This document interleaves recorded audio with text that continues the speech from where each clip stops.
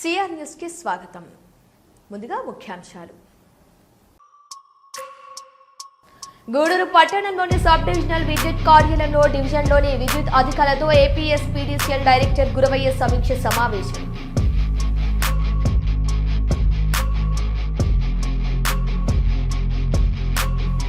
మండల పరిధిలోని కొమ్మలపూడి రైల్వే వంతెన వద్ద విజయవాడ నుండి చెన్నైకు వెళ్లే మార్గంలో రైలు నుంచి జారిపడి వ్యక్తి మృతి.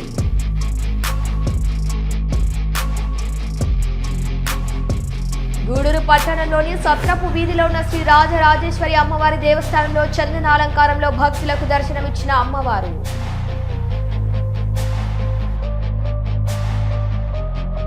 వినియోగదారులకు ఇబ్బంది కలగకుండా విద్యుత్ సరఫరా అందించాలని శాఖాపరంగా ఏమైనా సమస్యలు ఉంటే ఉన్నతాధికారుల దృష్టికి తీసుకురావాలని, వేసవికాలం ముగిసినా విద్యుత్ డిమాండ్ ఎక్కువగా ఉందని ఏపీఎస్పీడీసీఎల్ డైరెక్టర్ గురువయ్య వెల్లడించారు. గూడూరు సబ్ డివిజన్లో విద్యుత్ కార్యాలయంలో అధికారులతో ఆయన సమావేశం నిర్వహించారు. గూడూరు పట్టణంలోని సబ్ డివిజనల్ విద్యుత్ కార్యాలయంలో డివిజన్లోని విద్యుత్ అధికారులచే ఏపీఎస్పీడీసీఎల్ డైరెక్టర్ గురువయ్య సమీక్ష సమావేశం నిర్వహించారు. మండలాల వారీగా విద్యుత్ సరఫరా ఫిర్యాదులు, నూతన లైన్ల ఏర్పాటు వాటిపై చర్చించారు. సిబ్బందికి ఆయన పలు సూచనలు తెలియజేశారు. డైరెక్టర్ గురవయ్య మాట్లాడుతూ డివిజన్ స్థాయిలో ప్రతి 3 నెలలకు ఒకసారి సమీక్ష సమావేశం నిర్వహిస్తామని, విద్యుత్ సరఫరా, ప్రజల నుండి వచ్చే ఫిర్యాదులు వాటిపై చర్చించామని తెలిపారు. వేసవికాలం ముగిసినా విద్యుత్ డిమాండ్ ఎక్కువగా ఉందని, ఎప్పటికప్పుడు ఇబ్బందులు లేకుండా విద్యుత్ సరఫరా అందిస్తున్నామని అన్నారు. పలు ప్రాంతాల్లో నూతన లైన్ నిర్మాణ పనులు జరుగుతున్నాయని, పారిశ్రామికంగా ఎక్కువ ఫ్యాక్టరీలు ఏర్పాటు అవుతున్నాయని, విద్యుత్ డిమాండ్ కూడా ఎక్కువగా రాబోయే రోజుల్లో ఉంటుందని అన్నారు. వినియోగదారులకు ఇబ్బందులు లేకుండా ఎప్పటికప్పుడు మెరుగైన సేవలు అందిస్తున్నామని పేర్కొన్నారు. ఈ సమావేశంలో ఈఈ నరేందర్ రెడ్డి, ఏఈలు పాల్గొన్నారు.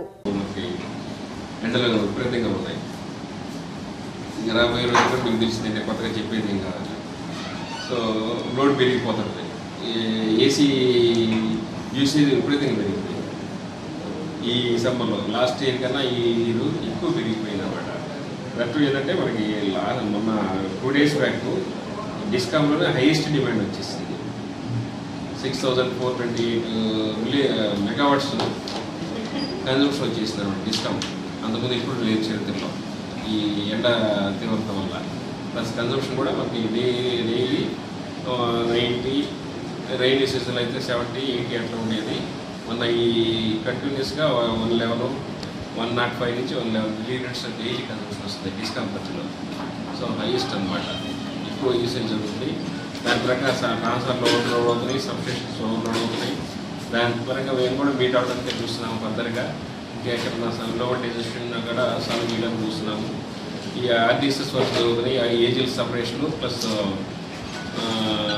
ఇండస్ట్రీస్ 3 phase, అంటే రూరల్ విలేజ్లో 3 phase ఇస్తే అనేది లోకల్గా ఇండస్ట్రీస్ కూడా డెవలప్ అవుతాయి. కాబట్టి వాళ్ళు ఏంటంటే ఇండస్ట్రీస్ ఎక్కువగా 3 phase ఉన్న కరెంట్ ఉన్న ఏరియాకి డైవర్ట్ కావడానికి చూస్తారు, మైగ్రేట్ కావడానికి.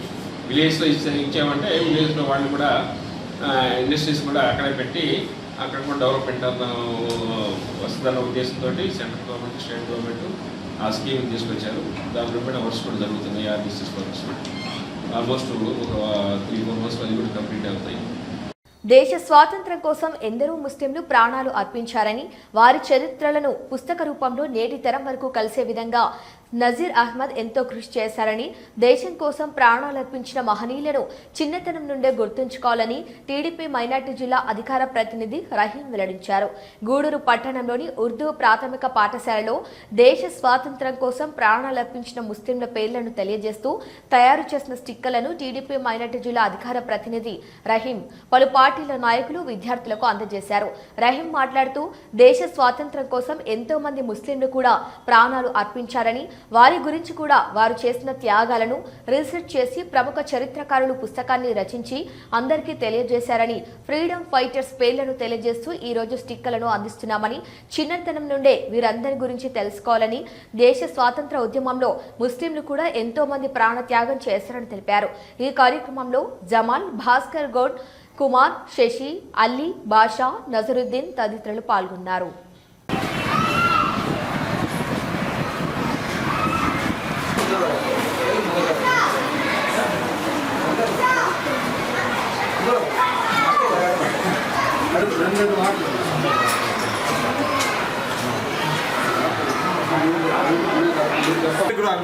మరొకసారి నా కృతజ్ఞతలు తెలియజేస్తూ సెలవు తీసుకుంటాను.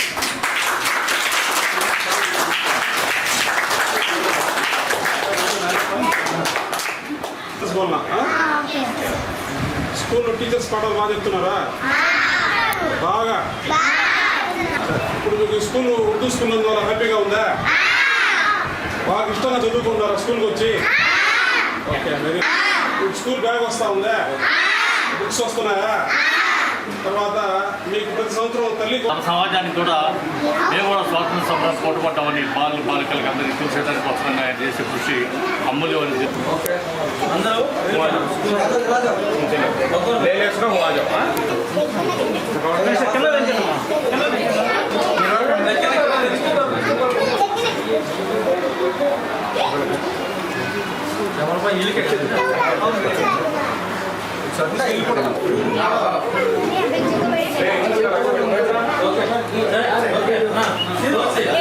అసలు ఏంది ముస్లింల మీద ఇలాంటి దాడులు జరుగుతున్నాయి, ఇలాంటి మాటలు వస్తున్నాయని చెప్పని ఆయన సొంత ఖర్చులతో తన యొక్క ఉద్యోగాన్ని వదిలేసి మన గురించి అంటే ముస్లింల యొక్క పాత్ర భారతదేశ స్వాతంత్ర సంగ్రామంలో ఏం జరిగిన దానికోసంగా ఆయన బాగా పరిశీలన చేసి ఎన్నో పుస్తకాలు ఎన్నో చరిత్రల్ని తిరగరాసి కనుక్కుంటే దాంట్లో వచ్చిన వాళ్ళు అనేక మంది స్వాతంత్రోద్యమంలో పాల్గొన్న ముస్లింల యొక్క పేర్లు వచ్చాయి.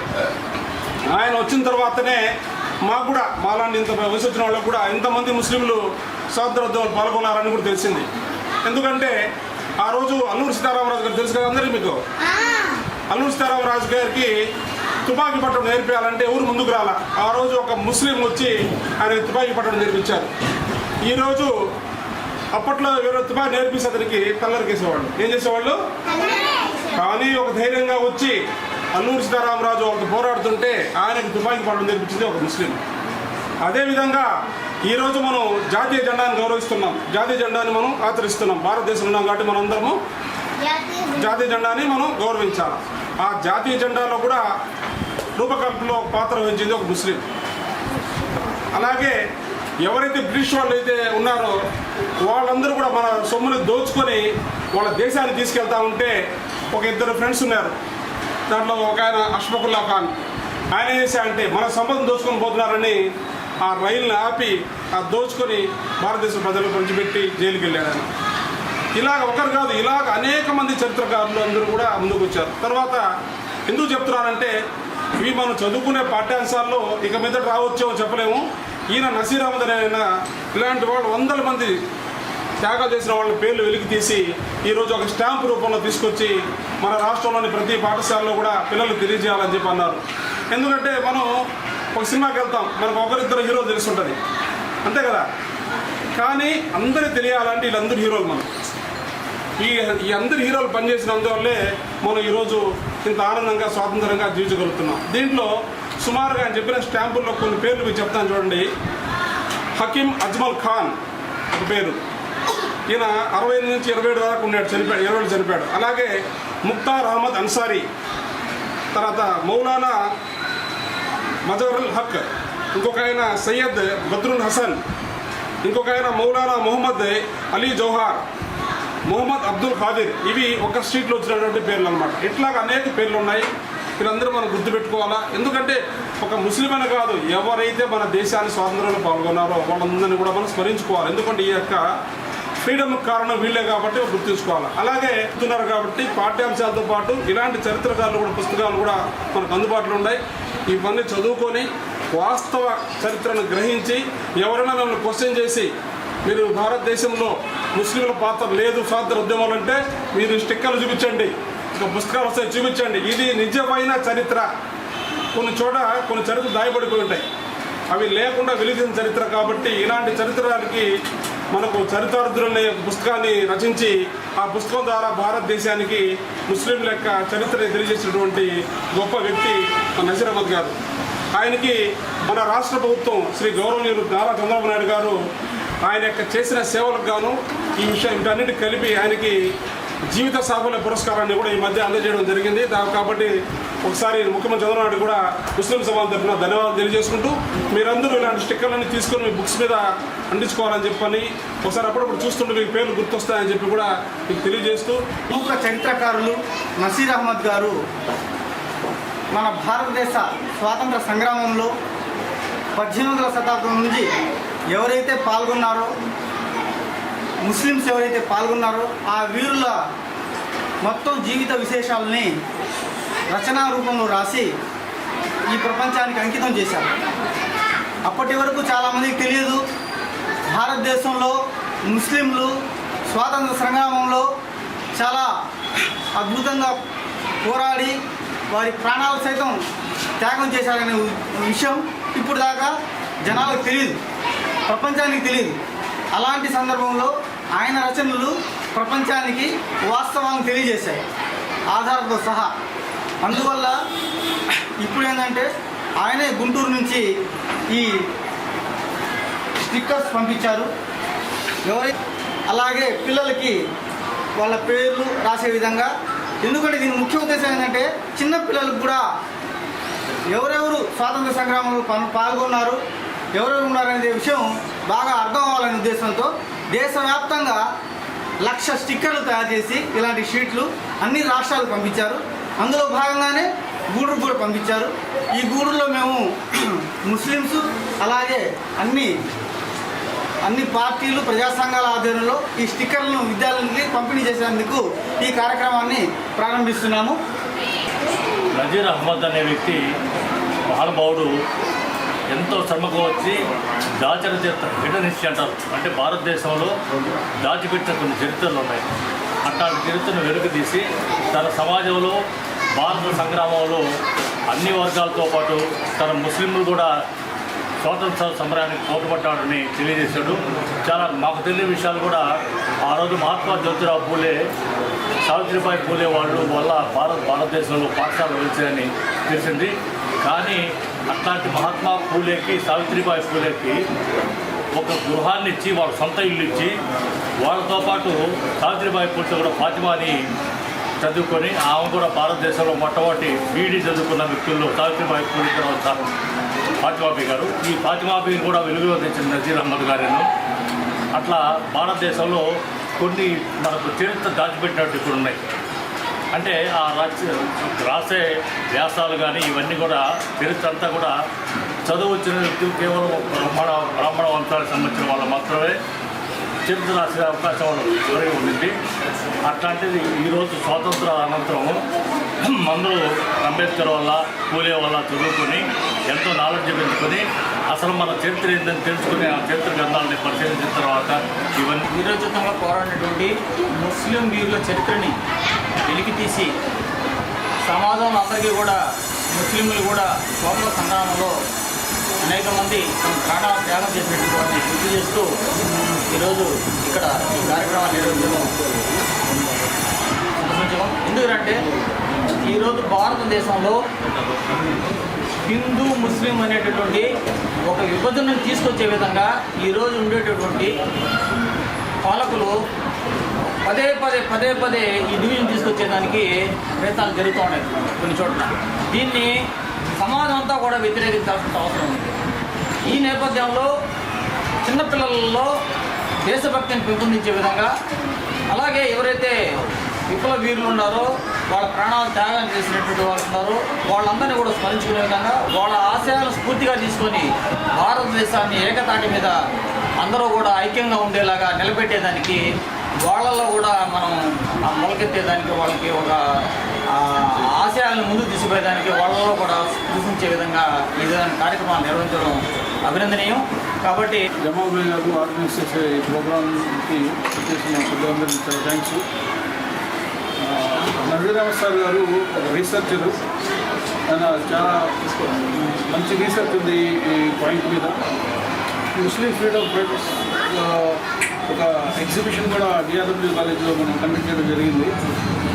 సో ఇది చాలా రీసెర్చ్తో కూడుకున్న పని.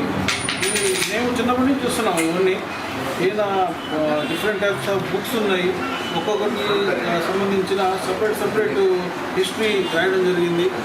సో ఏదైతే ఫ్రీడమ్ స్ట్రగుల్ ఉందో దీంట్లో irrespective of all cost and religions అందరూ కలిసి పోరాడితేనే స్వతంత్రం వచ్చింది అనే విషయం ప్రతి ఒక్కరు తెలుసుకోవాలి. సో ఈ పాయింట్ మీద నజీర్ అహ్మద్ సార్ గారు చాలా ఆయన ఒక ఎక్సలెంట్ రీసెర్చ్ దీని మీద పెట్టారు. సో ఈ ప్రోగ్రామ్ కండక్ట్ చేస్తున్నందుకు మన జమాల్ భాయ్కి చేసిన పెద్దలందరికీ చాలా థ్యాంక్ యూ. ప్రజల సమస్యలను గుర్తించి అధికారుల దృష్టికి తీసుకువెళ్లి సమస్యను పరిష్కరించుకోవటంలో సిఆర్ న్యూస్ ఛానల్ ఎప్పుడూ ముందుంటుందనేది వాస్తవం. మునుబోలు గ్రామంలోని బీసీ కాలనీకి సంబంధించిన తాగునీటి సమస్యపై వార్తా కథనం ప్రసారం చేసి ప్రజాప్రతినిధులు అధికారుల దృష్టికి తీసుకువెళ్లడం జరిగింది. చెల్లోపల్లి రైల్వే గేటు వద్ద నుంచి బీసీ కాలనీ పైప్ లైన్ల ద్వారా తాగునీటి సరఫరా జరుగుతుండేది.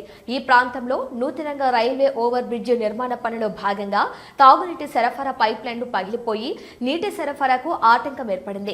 ఈ సమస్యను పరిష్కరించాలని సిఆర్ న్యూస్ హైపర్ ఛానల్ నందు వార్తా కథనం ప్రసారం చేయడం జరిగింది.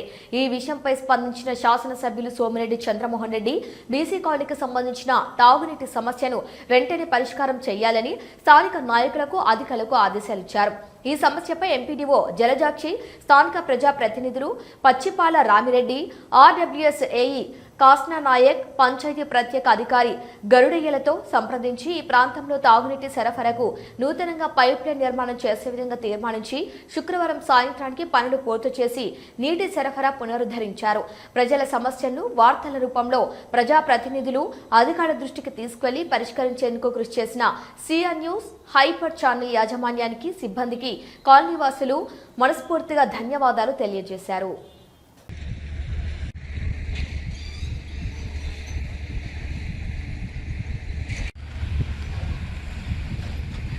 మండల పరిధిలోని కొమ్మలపూడి రైల్వే వంతెన వద్ద శనివారం ఉదయం విజయవాడ నుండి చెన్నైకి వెళ్లే మార్గంలో రైలు నుంచి జారిపడి ఒక వ్యక్తి మృతి చెందిన సంఘటన చోటు చేసుకుంది.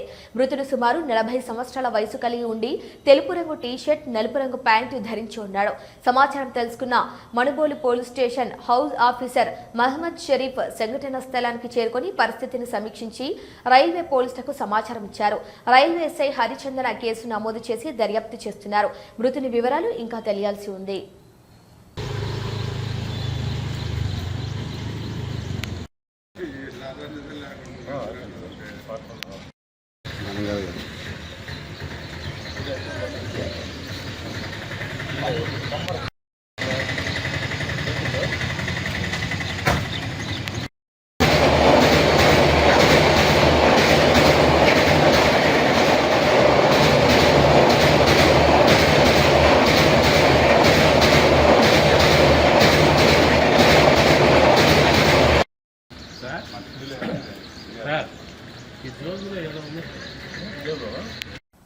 గూడూరు పట్టణంలోని పటేల్ వీధిలో ఉన్న శ్రీ విజయదుర్గ ఉపపీఠంలో శ్రీ వారహి అమ్మవారి గుప్త నవరాత్రి ఉత్సవాలు అత్యంత వైభవపేతంగా సాగుతున్నాయి. భక్తులు పూజా కార్యక్రమాల్లో పాల్గొని తీర్థ ప్రసాదాలు స్వీకరించారు. వారహి అమ్మవారి జయంతి సందర్భంగా గూడూరు పట్టణంలోని శివాలయం నుండి ఆలయ చైర్మన్ హరికట్ల బాలకృష్ణ నాయుడు ఆధ్వర్యంలో పసుపు, కుంకుమ, చీర, గాజులు తదితర పూజా సామాగ్రితో సారెను మంగళ వాయిద్యాలతో మహిళా భక్తులు ఉత్సవంగా శ్రీ విజయదుర్గ ఉపపీఠం వరకు తీసుకువచ్చి అమ్మవారికి సమర్పించారు.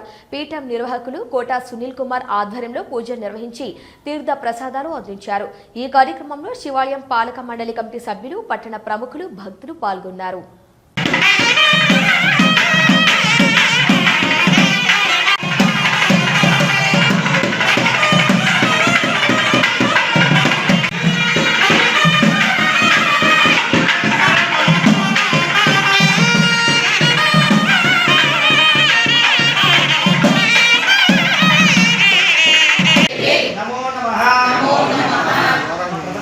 పెద్దవాళ్ళు ఇంట్లో వయసులో ఉన్నవాళ్ళు అంటే పెద్దవాళ్ళు ముందు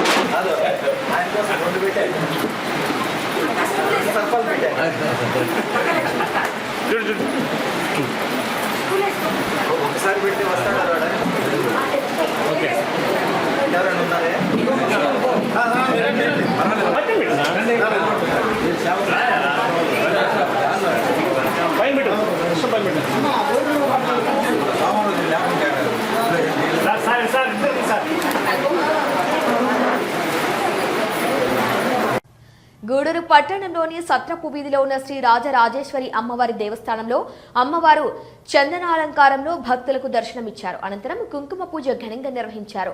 భక్తులు పూజా కార్యక్రమంలో పాల్గొని అమ్మవారిని దర్శించి తీర్థ ప్రసాదాలు స్వీకరించారు.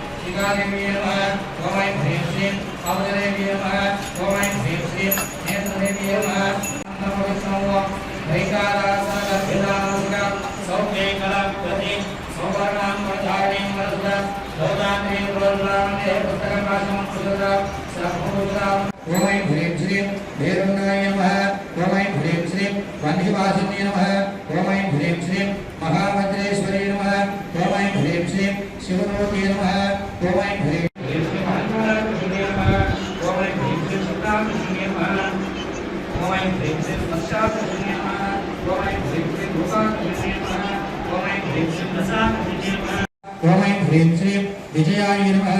ఓం ఐం హ్రీం శ్రీం సర్వమంగళాయ నమః. ఓం ఐం హ్రీం శ్రీం జ్వాలామాలిన్యాయ నమః. ఓం ఐం హ్రీం శ్రీం కుంకుమ పూజ ప్రారంభం చేయనన్నా. ఓం శ్రీమాత్రే నమః. ఓం రసీదు రాయించుకుని నన్ను చెల్లించి ఆ యొక్క రసీదు తీసుకొచ్చినట్లయితే ఓం ఐం హ్రీం శ్రీం సర్వపాప వినాశిన్యాయ నమః. ఓం ఐం హ్రీం శ్రీం సకల సంపత్ప్రదాయిన్యాయ నమః. ఓం ఐం హ్రీం శ్రీం పద్మగంధిన్యాయ నమః.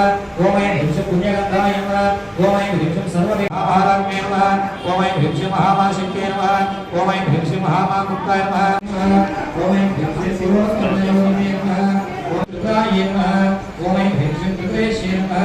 ఓం ఐం హ్రీం శ్రీం రుద్రసుందరాయ నమః. ఓం ఐం హ్రీం శ్రీం కామేశ్వరాయ నమః. ఓం ఐం హ్రీం శ్రీం వశిన్యాయ నమః. ఓం ఐం హ్రీం శ్రీం భోజన్యాయ నమః. ఓం ఐం హ్రీం శ్రీం విమలాయ నమః. ఓం ఐం హ్రీం శ్రీం మహాభగవాన్యాయ నమః. ఓం ఐం హ్రీం శ్రీం సర్వశక్తిప్రదజటస్వామిన్యాయ నమః. ఓం ఐం హ్రీం శ్రీం అతిరహస్యయోగిన్యాయ నమః. ఓం ఐం హ్రీం శ్రీం శ్రీ శ్రీ మహాభట్టారికాయ నమః. ఓం ఐం హ్రీం శ్రీం సర్వాత్మకైచక్రసర్వకారాయ నమః. ఓం ఐం హ్రీం శ్రీం సర్వేశ్వరప్రదాయ నమః. ఓం ఐం హ్రీం శ్రీం ఓం ఐం హ్రీం శ్రీం దీప్తాయ నమః. ఓం ఐం హ్రీం శ్రీం వసుదాయ నమః. ఓం ఐం హ్రీం శ్రీం షష్ఠీశమయే నమః. ఓం ఐం హ్రీం శ్రీం యుగేశమయే నమః. ఓం ఐం హ్రీం శ్రీం చర్యానాగమయే నమః. ఓం ఐం హ్రీం శ్రీం దీపకరానాగమయే నమః. ఓం ఐం హ్రీం శ్రీం విష్ణుదేవమయే నమః. ఓం ఐం హ్రీం శ్రీం నామాకర్షణ్యే నమః. ఓం ఐం హ్రీం శ్రీం బీజాకర్షణ్యే నమః. ఓం ఐం పదాయ నమః. ఓం ఐం హ్రీం శ్రీం సర్వకర్మోసన్యే నమః. ఓం ఐం హ్రీం శ్రీం సర్వభూతాయ నమః. ఓం ఐం హ్రీం శ్రీం ఇంద్రాయ నమః. ఓం ఐం హ్రీం శ్రీం ఇందుశేఖరాయ నమః. ఓం ఐం హ్రీం శ్రీం మహ్మదాయ నమః. ఓం ఐం హ్రీం శ్రీం పుష్టియ నమః. ఓం ఐం హ్రీం శ్రీం శివాయ నమః. ఓం ఐం హ్రీం శ్రీం శివకర్య నమః. ఓం ఐం హ్రీం శ్రీం బుధారాంగాయ నమః. ఓం ఐం హ్రీం శ్రీం హరణ్యే నమః. ఓం ఐం హ్రీం శ్రీం హేమమాలిన్యే నమః. ఓం ఐం హ్రీం శ్రీం రాధానగర్యే నమః. ఓం ఐం హ్రీం శ్రీం సిద్ధయ నమః. ఓం ఐం హ్రీం శ్రీం ప్రేణసౌమ్యాయ నమః. ఓం ఐం హ్రీం శ్రీం సోమదాయ నమః. ఓం ఐం హ్రీం శ్రీం ఓం హ్రీం శ్రీం శివాయ నమః. ఓం ఐం హ్రీం శ్రీం హిరణ్యప్రాకారాయ నమః. ఓం ఐం హ్రీం శ్రీం సముద్ర. ఓం ఐం హ్రీం శ్రీం పురాణరూపిణ్యే నమః. ఓం ఐం హ్రీం శ్రీం పంచప్రణరూపిణ్యే నమః. ఓం ఐం హ్రీం శ్రీం సర్వధరూపిణ్యే నమః.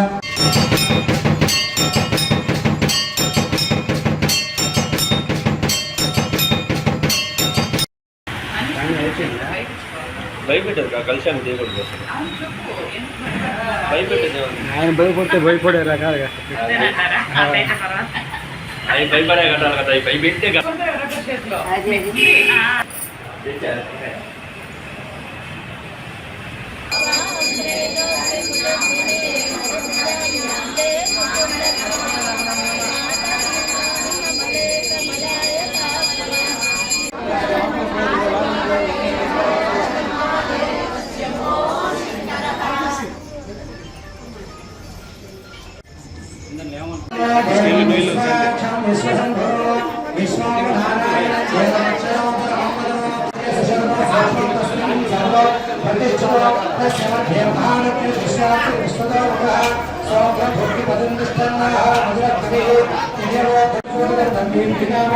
Oh my God!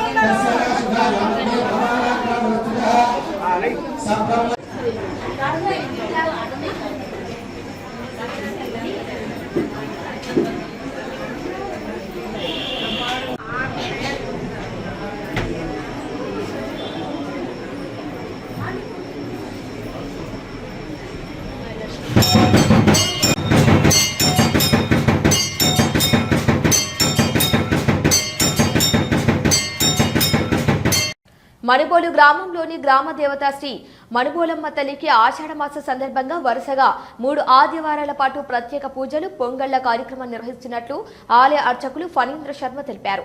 శనివారం ఆయన మాట్లాడుతూ గ్రామ దేవతలకు భక్తి శ్రద్ధలతో పూజలు నిర్వహిస్తే సకాలంలో వర్షాలు కురిసి పాడి పంటలు సమృద్ధిగా పండుతాయని, అదేవిధంగా గ్రామ ప్రజలు ఆరోగ్యంతో పాటు సుభిక్షంగా ఉంటారనేది అనాదిగా వస్తున్న భక్తుల విశ్వాసమని చెప్పారు. కావున ఈ పూజలో గ్రామస్తులందరూ పాల్గొని అమ్మవారిని దర్శించుకొని అమ్మవారి కృపా కటాక్షాలకు పాత్రలు కాగలరని వారు తెలియజేశారు. శివే సర్వార్థసాధకే శరణ్యే త్రయంబికే దేవి నారాయణీ నమోస్తుతే కాత్యాయనాయ విద్మహే దుర్గి ప్రచోదయాత్ సర్వం హరతు మే పాపం ధూర్వా దుస్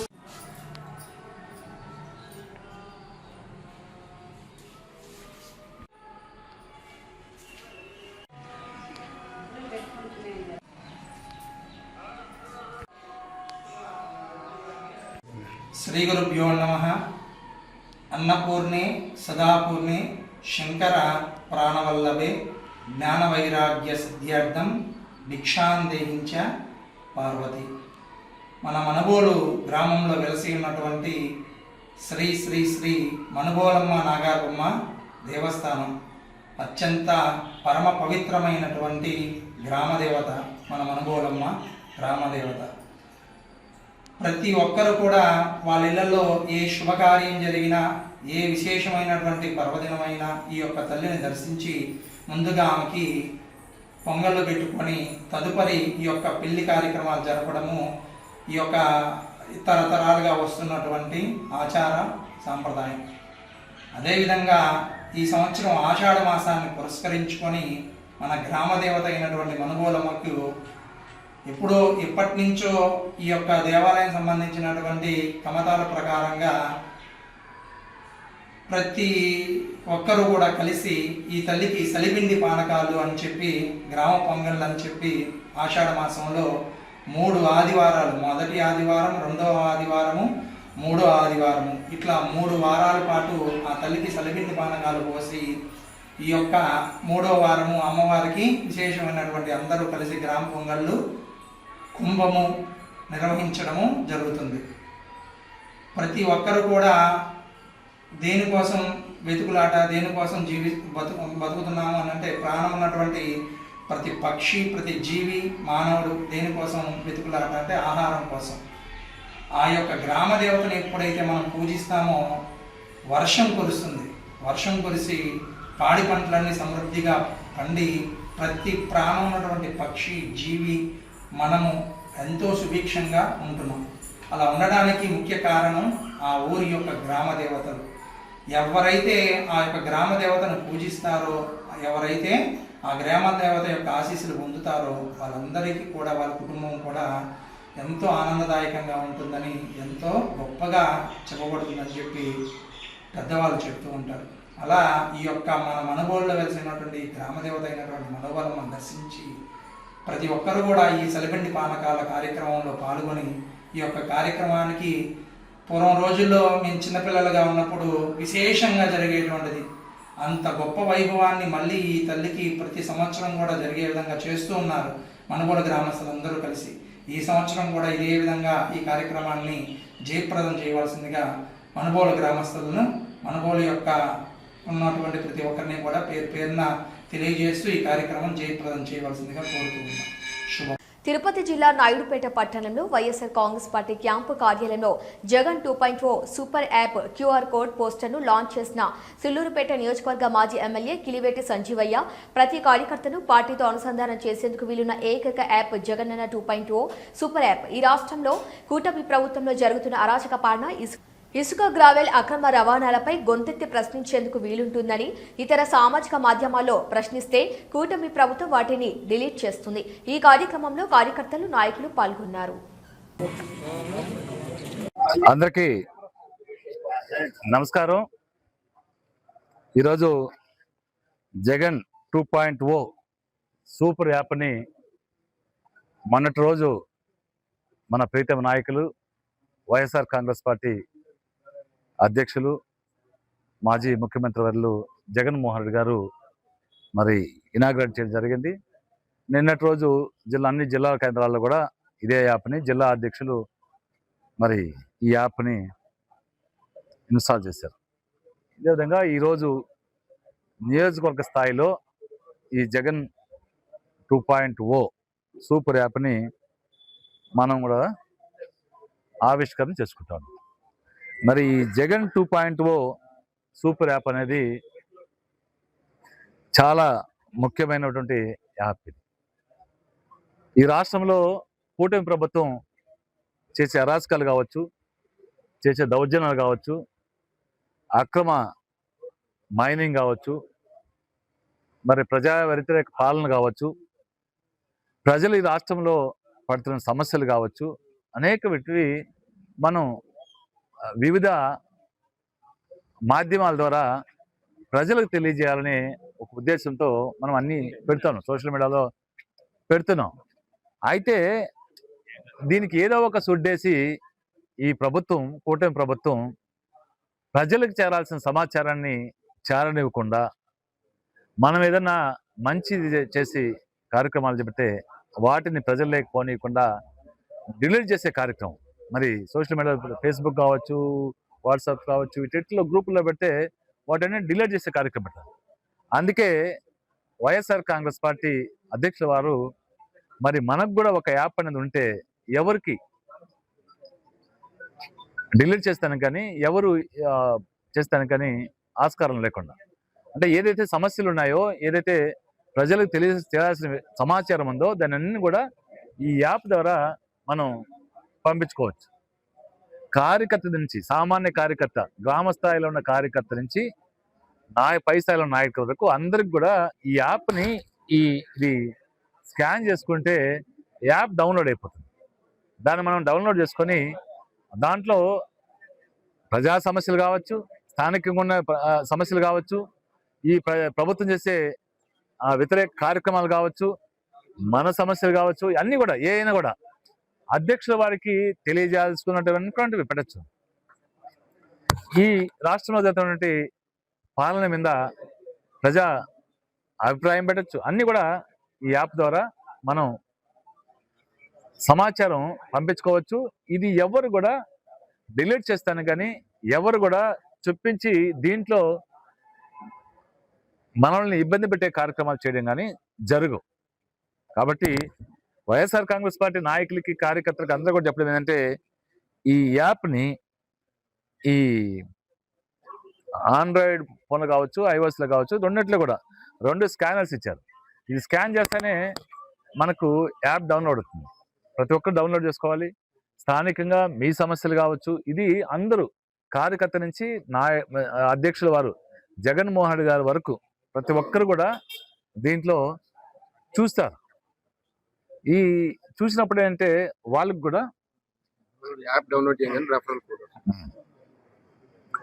మీకు ఆ రెఫరల్ కోడ్ మీరు నోట్ చేసి పెట్టుకోవాలి, వాట్సాప్లో పెట్టుకోవాలి.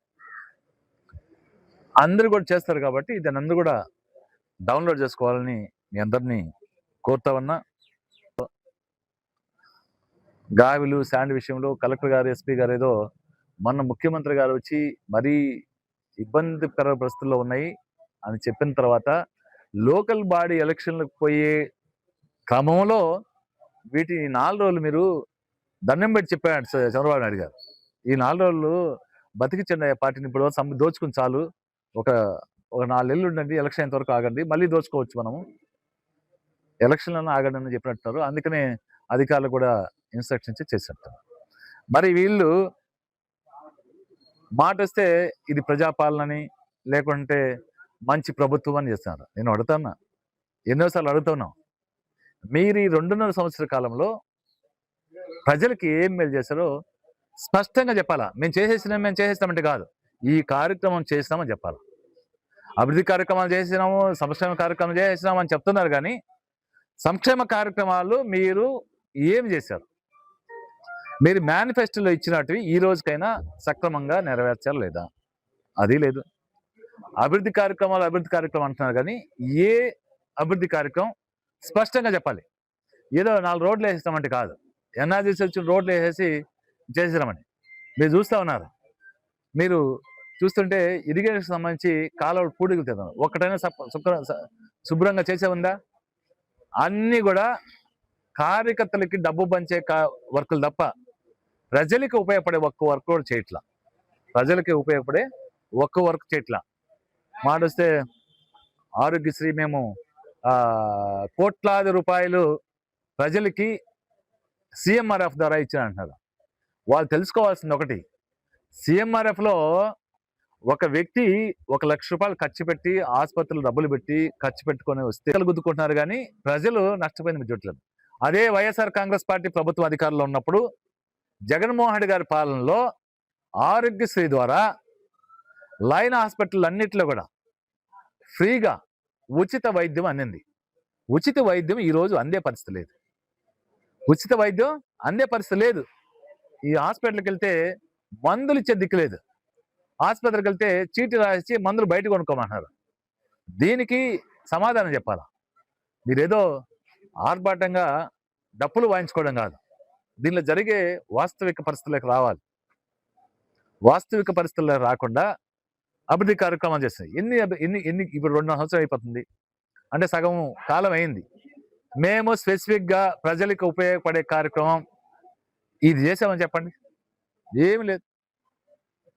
మీరు రోడ్లు మున్సిపాలిటీలో 85% టీడీపీ కానీ 80% టీడీపీ కానీ 80% టీడీపీకి 15% జనసేనకి 5%. మరి వాళ్ళ విషయం మనకు అవసరం లేదేమో కానీ పవన్ కళ్యాణ్ గారు ఇక్కడ కళ్ళు తెరుచుకోవాలి. ఆయన స్థాయిని ఎంతవరకు పెంచారు, ఆయన స్థాయిని ఎంతవరకు తగ్గించదు. నీ స్థాయి 15% ఈ రాష్ట్రంలోని. మరి ఇక్కడ లోకల్లో ఉన్న జనసేన నాయకులు కూడా బేరీజ్ వేసుకోవాలి, ఆత్మ అవలోహన చేసుకోవాలి. ఏమైంది మన పరిస్థితి, ఏంది మన పార్టీ పరిస్థితి అని. మీరు ఎందుకు పోతున్నారు? రేపు మళ్ళీ జనరల్ ఎలక్షన్ వచ్చే అది కూడా పోతుంది. ఆ 21 సీట్లు కూడా ఇచ్చే పరిస్థితి లేరు. అది మీరు గమనించుకోవాలి. వాళ్ళు కూడా ఒత్తాల్సిన పరిస్థితి తప్ప ఈ రోజుకి నోరు తెచ్చి మాట్లాడమంటున్నాం. పవన్ కళ్యాణ్ గారిని నోరు విప్పి మాట్లాడమని మేము కోరుకుంటా ఉన్నాం. ఎందుకంటే ఎలక్షన్ ముందు ఆర్భాటంగా చెప్పారు, ప్రశ్నించే గొంతు ప్రశ్నిస్తా అని, నిలదీస్తా అని, అన్యాయాన్ని ఎదిరిస్తా అని. ఈ రాష్ట్రంలో జరిగే అన్యాయాలు కావచ్చు, దోపిడీలు కావచ్చు, ఈ రోజు పవన్ కళ్యాణ్ గారు ఎక్కడున్నారో కూడా తెలియదు. చంద్రబాబు నాయుడు గారు చెప్తే బయట వస్తారు, రూమ్ నుంచి బయట వస్తారు, ఏదో మాట్లాడమనండి, మాట్లాడేసి పోతారు. అది తప్ప ఈ రాష్ట్రంలో జరుగుతున్నటువంటి తన శాఖకు సంబంధించి కూడా జరిగే అవినీతి కావచ్చు, జరిగే అభివృద్ధి కావచ్చు, ఏది కూడా మాట్లాడలేని పరిస్థితులే పవన్ కళ్యాణ్ గారు. ఈ నాయకులు కూడా ఏదో చెప్తున్నారు, మా బాస్ జన సైనికులు అంటున్నారు. జన సైనికులు ఎక్కడున్నారు, ఏం చేస్తున్నారు కూడా తెలియని పరిస్థితి. మరి మేల్కోవాలి వాళ్ళు కూడా పార్టీని పెట్టినప్పుడు. అయితే ఒకట్లేండి, పవన్ కళ్యాణ్ గారు చెప్పారు, మేము ముఖ్యమంత్రి అవనాటికి పార్టీ పెట్టలేదు, చంద్రబాబు నాయుడు గారిని ముఖ్యమంత్రి చేసేదానికి పార్టీ పెట్టాను. మరి అలాంటి సందర్భంలో నాయకుడు ఆ విధంగా ఉన్నప్పుడు లోకల్లో ఉండే లీడర్లు కూడా అదే ఆలోచనతో ఉంటారు. ఎవరినో ఎమ్మెల్యే చేయాలని, ఏ పార్టీనో గెలిపించాలని, ఎవరి పల్లెకినో మోయాలని ఆ ఆలోచన తప్ప మనం ప్రజాసేవ చేయాలి, మనం కూడా ఈ సందర్భంగా తెలియజేస్తాను. ముఖ్యాంశాలు మరోసారి చూద్దాం. గూడూరు పట్టణంలోని సబ్ డివిజనల్ విద్యుత్ కార్యాలయంలో డివిజన్లోని విద్యుత్ అధికారులతో ఏపీఎస్పీడీసీఎల్ డైరెక్టర్ గురవయ్య సమీక్ష సమావేశం.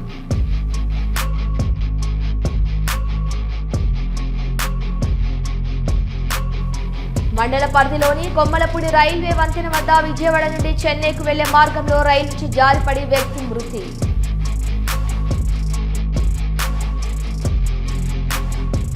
గూడూరు పట్టణంలోని సత్రపు వీధిలో ఉన్న శ్రీ రాజరాజేశ్వరి అమ్మవారి దేవస్థానంలో చందన అలంకారంలో భక్తులకు దర్శనమిచ్చిన అమ్మవారు.